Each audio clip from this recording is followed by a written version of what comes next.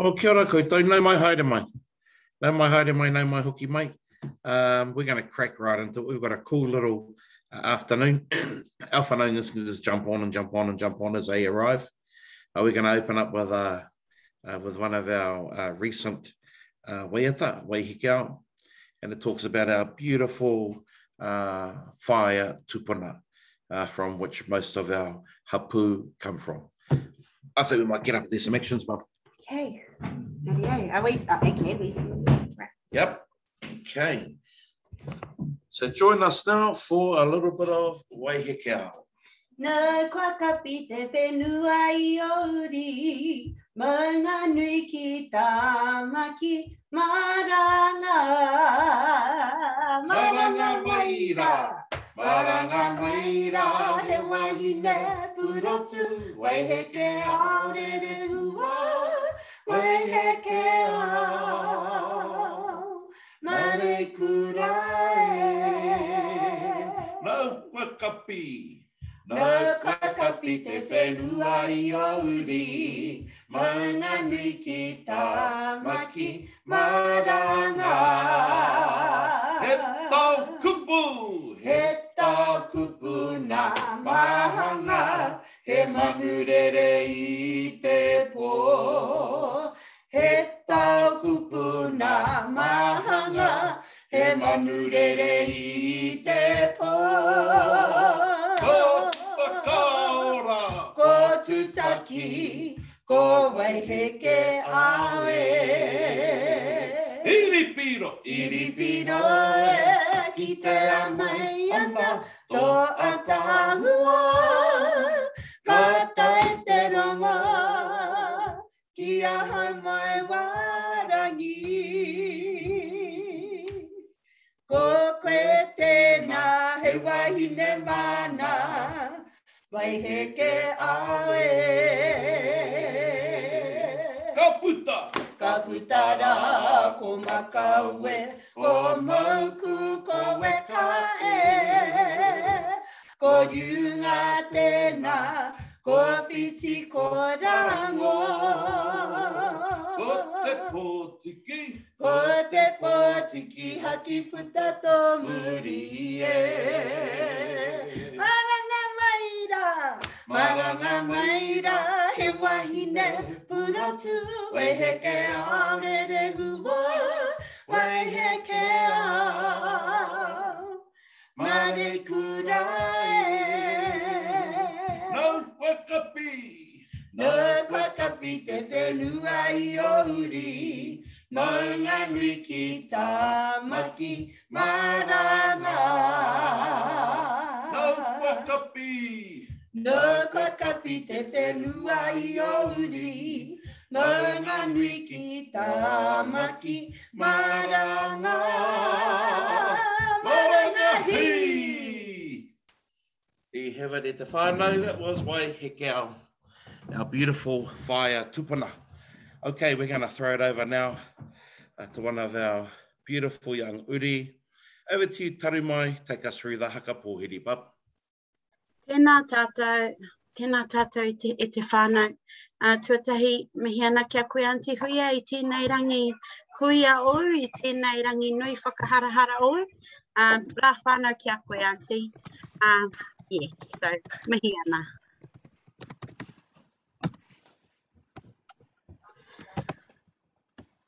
Kapai, so we'll just get straight into the hakapōwhiri whānau. Tēnā I ruia, aue he aha te hau e wawara maira. Aue ko mahau e whā e wawara maira. Whaki kau ana ngata e ngaru ana I waite mata.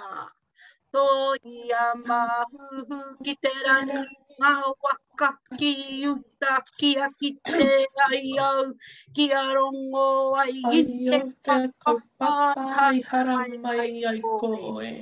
Takatahia, Takatahia te whenua i haramai ai koe. I haramai koe ki runga o Ngāti Whātua, ki runga o Tāmaki. Here ngā waka, here ngā tangata e. E tu pohiri ngā iwi o te motu pakia. Ai aha tērā. Haere mai iaue. Haere mai iaue tūnoa. Ngā maunga kōrero o te iwi kuangaro. Tuku i te rangi, tukua ki te whenua, ki taka parawhau. E tū nei. E tu pohiri ngā iwi o te motu pakia. Ai aha tērā. Haere mai iaue. Haere mai iaue ki taku hui. Hei. We'll go one more, whānau. Well done everyone. Quality te hakapōwhiri a tātou. O tēnā iruia, au e he aha te hau e wawara mai rā. Au e ko ngā hau e whā e wawara mai rā. Papaki kau ana ngā tai, ngaru ana I waite mata. Toi Ahurei ki te rangi ngā waka ki uta kia ki te ai au. Ki a rongo ai I te kaupapa I haramai ai koe. Takahia te whenua I haramai ai koe. I haramai koe ki runga o Ngāti Whātua, ki runga o Tāmaki. Here ngā waka, here ngā tangata e. E tu pohiri ngā iwi o te motu pakia. Ai aha tērā. Haere mai iaue. Haere mai iaue tūnoa. Ngā maunga kōrero o te iwi kuangaro. Tuku I te rangi, tukua ki te whenua, ki taka parawhau. E tū nei. E tu pohiri ngā iwi o te motu pakia. Ai aha tērā. Haere mai iaue. Haere mai iaue ki taku hui. Hi. Kia koe, uncle. Thank you, darling. Oh, that's coming along beautifully, I think. That's going to be a hakapōhiri that we can do with real passion, I think. So, well, there's a lot of that happening on this side of the camera anyway in my whare. So, yeah, looking forward to really getting together in real life. Hey, we're going to have a little talk now. This is a part of our cultural, development, but also it's more importantly about the kahoots preparation. So, our kōrero tukuiho comes from Hawaii again, and it is around those upper echelon of tupuna. I want to start with Hema and his wife, Urutonga. They were taken by the Ponaturi, and they were enslaved by them underneath the ocean. The Ponaturi, remember, they're these kind of real poto gremlins, and they can only travel at night, and they live underneath the ocean. So they've come ashore, they've grabbed our tupuna Hema and his wife Urutonga, taken them underneath the ocean, and they've devoured, unfortunately, they've devoured our tupuna Hema, and all that's left of him are some bones, really, his koiwi. But Urutonga, the wife, she's forced by these gremlins, by the punaturi, to be a doorkeeper for their whare. And so her job is to call to them in the morning to ensure, or at night rather, she's to call to them at night when they wake up that the sun has gone down. So that's her job, eh? She's pretty much there as their doorkeeper and whatnot. And she takes note of their comings and goings. They've been captured, they've been held. Hema has been devoured. Now, their children, Tāwhaki and Karihi, they grow to not quite manhood, but they grow up to be young men, and they naturally want to get their parents back, or they want to find out what happened to them. And so they travel underneath the ocean to where they come across the whare. And it's there that they undertake the rescue of their mother, Urutonga. And unfortunately, they find out that there's only the bones that remain of their father, Hema. However, they plan this wonderful plan on how to get their mother back. And what it involves is basically the boys, Tāwhaki and his brother, Karihi, filling in the holes of this whare. And basically, their mother, Urutonga, would give the cry to the punaturi. The sun's gone down. There's no more tamanui te rā. And when they got up, they'd pull out all of the things that they'd use to gap up the whare. And in that way, the sunlight would hit them and ka mate. And that's what they did. They actually undertook that plan. And all of these poto little gremlin punaturi, they all died. Ka pai? And so that there's a kind of famous story around Tāwhaki and his brother Karihi getting back the bones of their dad and getting their mother out of slavery from under the ocean. Now, after this event, Tāwhaki marries a lady by the name of Hine Piripiri. Can we all say Hine Piripiri? Hine Piripiri. Ka pai, Hine Piripiri.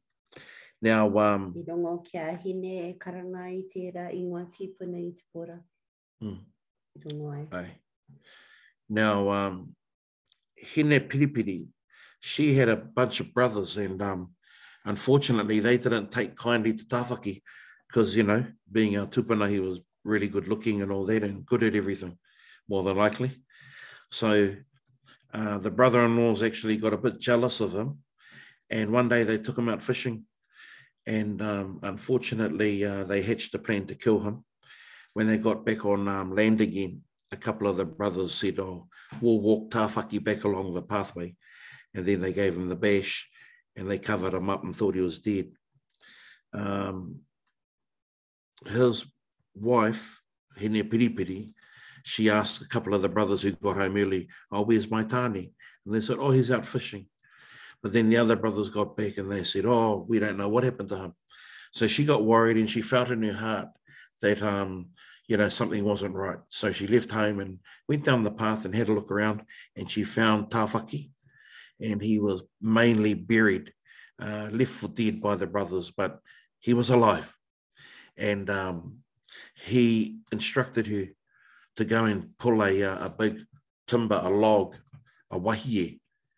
Can you all say wahie? Wahie. Yeah, ka pai. I'm looking at all those ngutus moving. Beautiful. All those beautiful Ngāti whātua ngutu. So yeah, wahie. Wahie. Ka pai. So that there's your log. So he's told his wife to go and drag over a log. And she drags over this big long one, a wahie roa. And so they light that wood, and that there is a warmth that helps to revive Tāwhaki. So he got the bash from his brother-in-law's. Wife went and found a big log to warm him up, and they named their son Wahieroa. How about that, eh? Just to finish off this little story, unfortunately, like a lot of our tupuna, he gets devoured, and I'm talking about Wahieroa. He gets devoured by an ogre. Do we know the name of that ogre? Josh Wikirifi? No, not Josh Wikirifi. I'm asking Josh Wikirifi if you know the answer. Yeah. And no, it's not Tali. No. Mātuku tango. Yeah, the name of the ogre that devoured Wahiroa is Mātuku tango. E he ori te tera ki Mātuku tako, because koe rā te ingoa I rongo au I te kura e kōrero ana. Yeah, Mātuku tako is another name, and I think that might be an influence from the Ngaitahu dialect as well. But there is a Mātuku tako and Mātuku tango. So he's the one who killed off your fella's tupuna, Wahiroa.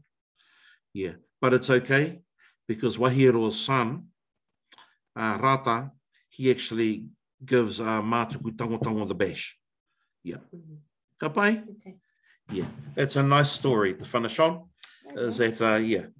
Now we're going to, where are we now? That's our hitoria. Hey, can we ask if Piripi and the kids, if you fellas can sing us a beautiful waiata, te kinaki, that nice little story. How about matariki? Tatama, let's do matariki with Piripi.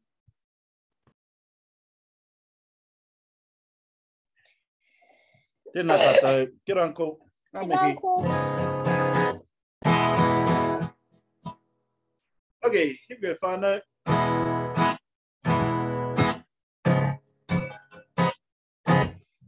Ahurei, hei tā whiti, e tō kapo mai rā, aku mō toi kahurani.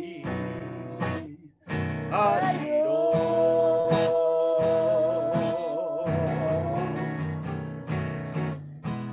arewa, ki rungara, kia matariki,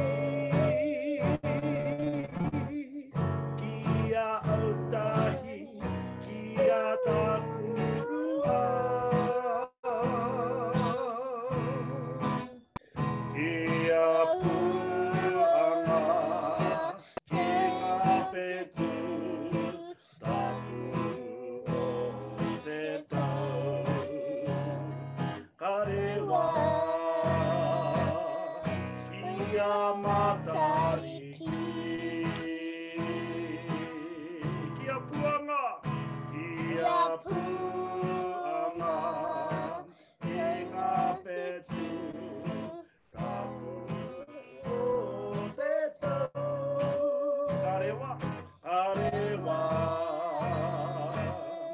kia matariki.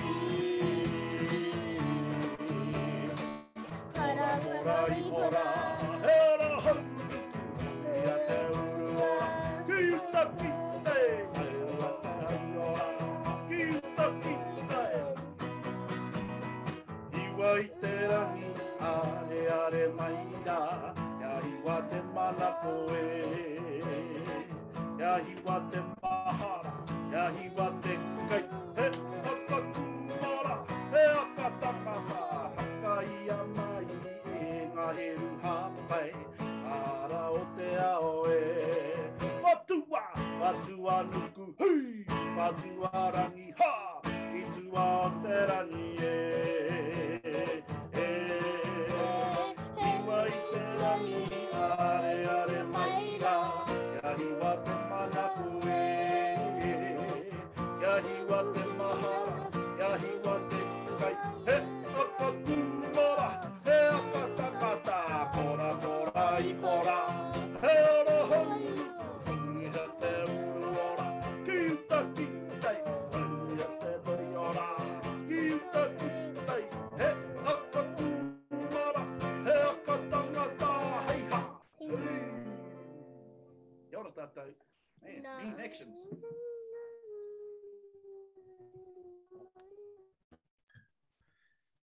Tēnā koe Piripi me te whānau, ngā moko puna, tēnā. E pai ana te ori au?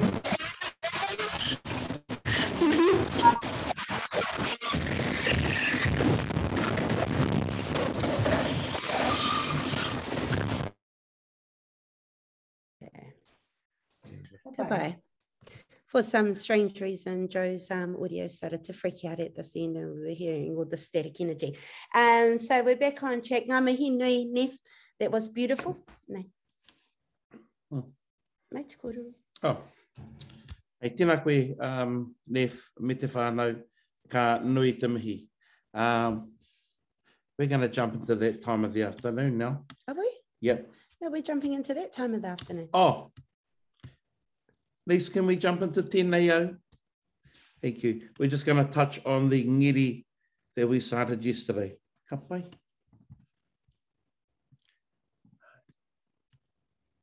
Let's go mute, mama. Ka pai. Tēnā tātou. Tēnā no tātou. Okay. Tēnei au ko te uri o manu manu, ko te aitanga tiki. He matakahi, he manuka, he kahika, I ahu mai I te kohanga tapu tapu waiata. I te whare o te manuka, I te whare kura o manu kapua. Ka pai anō, tēnei au ko te uri o manu manu, ko te aitanga tiki. He matakahi, he manuka, he kahika, I ahu mai I te kohanga tapu tapu waiata. I te whare o te manuka, I te whare kura o manu kapua. Yeah, so just remembering we're beating on he matakahi, he on the hairs in the car. He matakahi, he manuka, he kahika, I ahu mai I te kohanga tapu tapu waiata. I te whare o te manuka, I te whare kura o manu kapua. Tēnei au te ho atu nei, ka pai, so straight in. I te whare kura o manu kapua. Tēnei au te ho atu nei, ho kai iawai. So pretty easy, eh? Just pretty simple beat. Tēnei au te ho atu nei, ho kai iawai. Ka pai? Tēnei au te ho atu nei, ho kai iawai. Whana āringa. Cool, so the beat changes a little bit. Tēnei au te ho atu nei, ho kai iawai. Whana āringa. Ka pai? Whana āringa. Hikoia te whetū, hikoia te marama. Ka pai, so there's a beat there before the hikois. Tēnei au te ho atu nei, ho kai iawai. Whana āringa. Hikoia te whetū, hikoia te marama. Kai te whai au, kai te ao marama e. Hikoia te whetū, hikoia te marama. Kai te whai au, kai te ao marama e. So there is a beat between marama and K. So hikoia te whetū, hikoia te marama. Kai te whai au, kai te ao marama e. One more from the top. Tēnei au ko te uri o manu manu, ko te aitanga tiki. He matakahi, he manuka, he kahika, I ahu mai I te kohanga tapu tapu waiata. I te whare o te manuka, I te whare kura o manu kapua. Tēnei au te ho atu nei, ho kai iawai. Whana āringa, hikoia te whetū, hikoia te marama. Kai te whai au, kai te ao marama e. Ngā mihi e te whānau. Uncle's going, one more time. One more time, babe. Ka pai, ka pai. We'll just speed it up just a little bit, eh? Just a little bit. O tēnei au ko te uri o manu manu, ko te aitanga tiki. He matakahi, he manuka, he kahika, I ahu mai I te kohanga tapu tapu waiata. I te whare o te manuka, I te whare kura o manu kapua. Tēnei au te ho atu nei, ho kai iawai. Whana āringa, hikoia te whetū, hiko ia te marama. Kai te whai ao, kai te ao marama e. Goodbye, we almost got it. All righty, whānau, the moment that we've all been waiting for, I'm sure. All right. Manawa mai. Manawa mai. We're up to Manawa mai, e hoa ma. No, not really. We're up to Kahoots, everybody. And straight after this, we're going to go into our session for Manawa mai. So don't go anywhere, e hoa ma. Rehita mai, e hoa ma. We're back up to our numbers, our normal numbers up. And so I'll be waiting for at least rua te kau kia he rehita mai tuatahi I mua I tō tātou kokenga I roto I tēnei Kahoots. E hoa ma. E moe ana koe hea te kaupapa tēnei rā?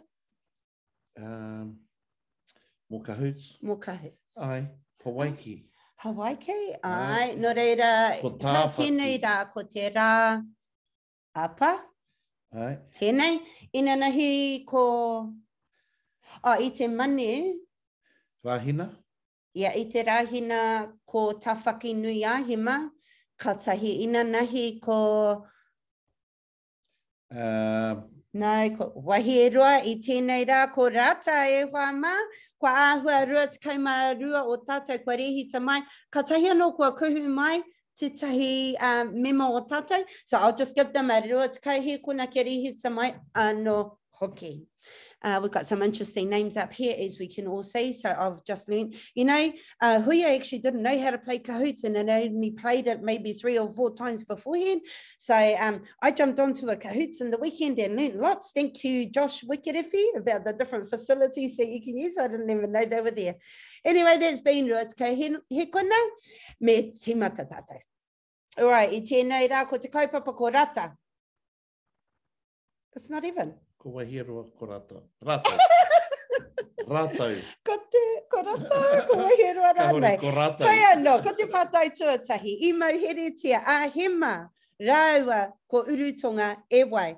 Hema and urutonga were caught by whom? Were they caught by the Pona people? Were they caught by the Pona Turi people? Were they caught by the Turi people? Or were they caught by the gremlins? And we're looking for the ingoa Māori e hoa ma. I like the Turi puna. Ka pai, te nuinga I tika, tēnā kaita e whakarongo are mai rā. Yeah. Ko te hunga nā rātou I mauheretia a hema rā ko urutonga e tikana ko puna turi. Tēnā kaita ko HK mua I tēnei wā. Tuti tutu, ko hoki mai korua tahi, tēnā korua. I'm thinking, kei tua toru, whiti te rā tua wha, Bales, kei te podium, anō hoki koe, babe. Last time you were here, you were number 1, darling. Multi-select, so there are more than one answer to this question. E hoa ma, so te pātai tua rua, I ko hurutia, e te pona turi, a hema. Engari, I ahatia urutonga. What did they do with urutonga? Did she marry their rangatira? Aye. Aye? Oh, she wasn't enslaved. And she didn't have to sit at the front door of the whare and was called tato. I was going to go e rua. Maybe she didn't have to monitor the time for them to return to the sea. Kaitai toko toru, they said that she married their rangatira he rawatu tera.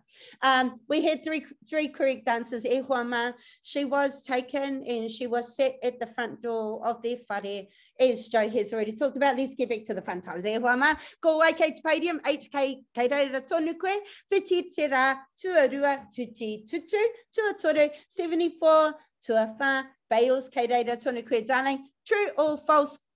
Pātai tēnei. Mehe mea ka mau te puna turi I te rā, ka mate rātou? If the puna turi are captured in the light, they die. That is the question, or the statement rather. Is that a true statement or is that a false statement? Puna turi. It is completely true. E hoa ma. That is correct. Ka pai koutou e whakarongo pi kare maira. Kari nuku te podium. No reira, ko ke whakamua tate. E mihi atu rā. Kia koutou kei te podium. Pātai tua whā, nā wai a urutonga me hema I whakahuki ki te kāinga. Who returned urutonga and the bones of hema, their dad, home? Was it tāwhaki and karihi? Was it whaititiri and kai tangata? Was it tāwhaki and whaititiri? Was it te aka matua. Well, I'm thinking pretty much, te aka matua is out, whānau. So don't say, aiwe hikama.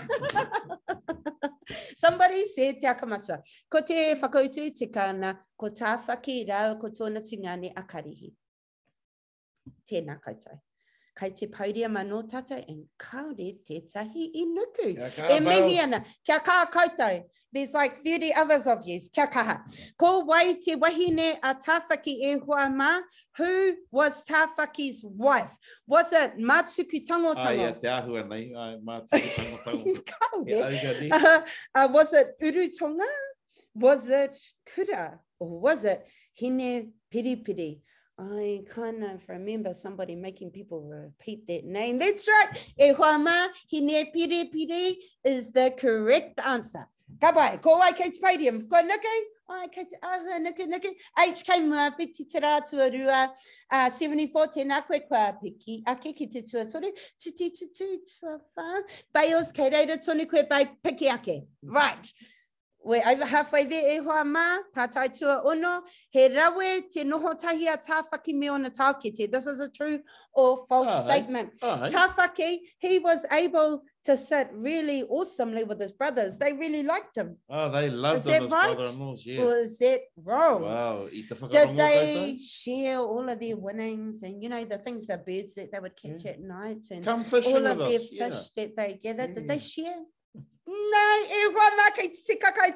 they did not. They did not like tāwhaki. Let's say there were opportunities to build a better relationship, okay, with your brother-in-law. But it didn't happen, e hoa mā. Alrighty. Kua nuku te podium. Kairi nuku te podium. Kia kaha mai tātai. I can see you laughing, Josh and Casey. We'll catch up after this. Right, kātai tua whitu. Ka pō he ngā tau ki te kua mate a tāwhaki. Yeah, they went out and they killed him off. They tried to kill him off. Engari, kua aha kēra. They think they killed tāwhaki, but what happened instead? Okay, what's his wife's name, Dad? Hine Piripiri. Did she carry him home, wash him and care for him? Did she not care? Did she feel him in her heart and locate him his burial location? She did all of those whānau except not care. She did everything around caring e hoa mā. She carried him home. She washed him down. Actually, before that, she didn't even know where he was. They killed him. They buried him. And nā te nui o tōna ngākau, she felt him. She located his burial location. She carried him. She dug him up. She carried him home. She washed him and cared for him. Oh my goodness. E hoa mā, wahine mā, would we do that today? Possibly. I have all the love in my heart for you. Anyway, kei te podium. Eiro, tēnā koe. Ko haere mai koe ki te podium. Anahera rawari in the whare. H tuatahi, anahera tuarua, 74. Tēnā koe. I think that's Bobby, right? Piki ake, piki ake. Piki ake, piki ake. Koutou, tuti tutu, kei reira tonu koe, Bales, kei reira tonu koe, darling, kia kaha tonu. All right, we're up to our third last question e hoa mā. Nā te aha I tapai, nā te ingoa o tō rāua tamako Wahieroa. Why was Wahieroa given that name? Was it because he was birthed at a long place? Was it because of the long log of wood on the fire that embraced her, loved and revived tāwhaki? Was it the long log of wood on the fire that embraced her, loved but killed tāwhaki? Was it because she could feel him? Yeah. No, who said that? Anyway, ko te whakautu e tikana was te mea tuarua, and it's really long, so I'm not going to tāruarua anō. Podium, kei te nuku, kei te neki. Bales, kei te tua whākoe I tēnei wā. H, kei reira tonu koe, kei te tuatahi, kei te tehi o ngā tehi. Anahera tuarua tuti tutu, and you have a flyer. You have a flame. That means that you've had 8 correct answers in a row. E hoa, ngā mihi nui. Bales tuawha, whiti te rā tua rima. All right, we're just about there. E hoa mā, pātai tua iwa, ko wai te wahine a Wahieroa. Who was Wahieroa's wife? No, e hoa mā, it was not Huia. But was it Casey? No, it wasn't her either. Was it Urutonga? Hine Piripiri. No, that was somebody else's wife. It wasn't Josh Wickett of the Island. Was it Kura? Yes, it was Kura. Te nuinga I tika tēnā koutou. And it certainly was not Whaititiri. Radio. All right, podium, kari nuki koutou. All right, pahi ake. Pātai, whakamitunga, mō tēnei rā, e whama, I kōhuritia a wahi e rua, e wai. Gee, this is not a nice one to end on. Who killed wahi e rua? Oh, where? Don't read the question, e whama, just listen to huia. And do not tiro atu. Joe is my quality control person, by the way. Do not get Joe to quality control or assure anything, because huia left one of the answers in the pātai. Right, so none of us should have got that wrong, but 10 of us did. Oh, where? Hikama. Rightio. Ka pai. Let's look at the podium, eh? Yeah, mātaki tako tako. Mātuki what? Mātaki tako tako. Yeah. These are interesting answers. If you were lucky, mātuku tango tango and mātuku tako tako. They were the correct answer. Sorry, just me and Joe getting off on grammatical silliness. Alrighty. Tuatori tēnei rā, kia rite mai o koutou ringa I te wā kāinga, ko H, ko Titi, tuatahi ko Anahira. She came right from the background there, wāma, she wasn't up there for a little. She wasn't up there until like the last 2 questions. E wāma, no reira, e mihi ana, kia tātou, tēnā koutou. All right, what are we up to now, Dad? Well, that's a really... Oh, hang on, where are we? Right, there we go. Okay. Can you hear, Joe? That's a hard act to follow. That's all I've got to say. Very hard act to follow, especially when you've got manawa mai. We're going to run through manawa mai a couple of times at the whānau, and then that'll be us for today. Ka pai. Beautiful. It's not really. But just close your eyes if you don't like quick things. Oh, right, where are we going to? Manawa mai. We're going to manawa mai. Now, we do have another waiata tawhito that we hopefully in the next couple of weeks will get online with you guys via Taru Mai. So we're just asking, this here, we're not learning it anymore, we're just rolling through as part of the waiata that we have, eh? And then we'll add on part 2 down the line. Ka pai, here we go.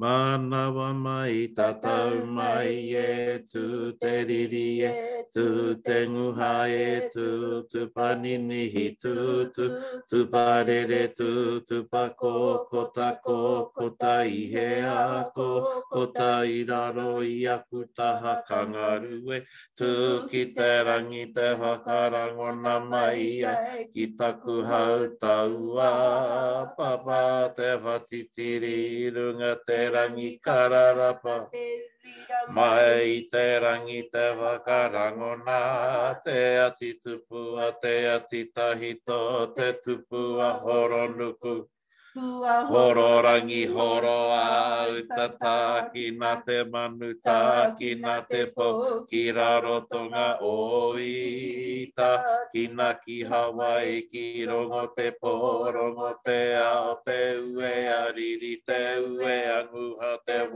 wairiri, whakahume tamakito, nā whenua papakura, te tangi whakamataku, kia ngaki a te mate, o tū whakararo.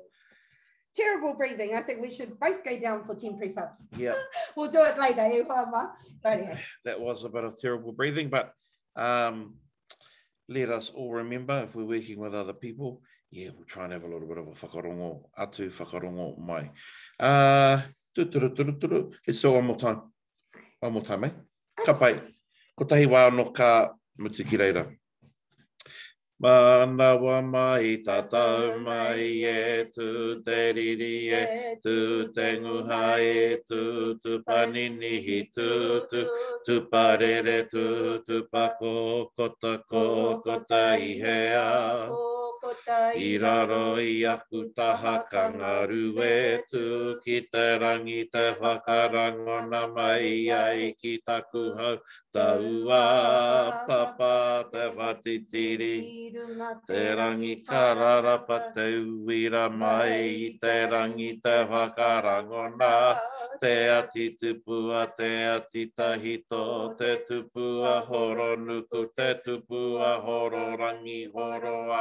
Hutata ki na te manuta, ki na te pō, ki rarotonga. Tā ki na ki Hawaii, ki rongo te pō, rongo te ao, te ue ariri, te ue anguha, te wai wai riri whakahume. Tōna whenua papakura, te tangi whakamataku, kia ngaki a te mate o tū whakararo.